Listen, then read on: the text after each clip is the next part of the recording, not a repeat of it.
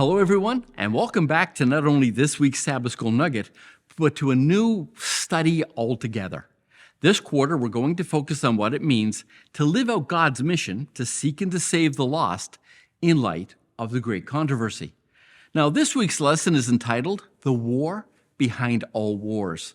And our memory text comes from this well-known Bible verse, Revelation 12:7 and 8. And war broke out in heaven. Michael and his angels fought with the dragon, and the dragon and his angels fought. But they did not prevail, nor was there a place found for them in heaven any longer. I was 9 years old when I first heard those words read from the Bible. My family and I were attending an evangelistic series that was being held in my hometown of St. John's, Newfoundland. The auditorium that night was packed as people came out to hear if people from the past have something to tell us about the world we live in today. Over the course of that series, I learned about the three angels' message and the hope of Christ's soon return.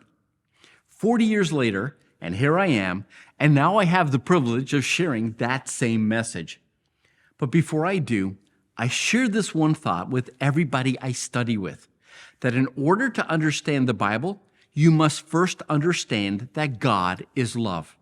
If you do not understand that God is love, then you cannot and will not correctly understand the Bible. And this is the key thought in Sabbath's lesson. God is love. Until you understand this about God, you will never understand how evil began. How it was that God didn't kill Lucifer when he sinned. How it was that our first parents were free to love God or to rebel against him. Without understanding that God is love, you will not understand God's law, the cross, nor will you understand what it is that Christ is doing in heaven right now. It all goes back to God is love. Now, this brings us to Sunday's lesson that reminds us that in order to understand love, we have to understand free will. That in order for love to be love, it has to be freely chosen.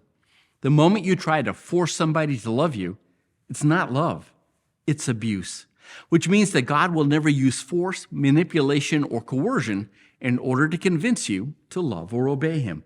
The truth is, in order for love to be love, it has to be freely chosen. So why is this important for us to understand? Because with love comes free will, and free will means that we are truly free to love God or to leave him.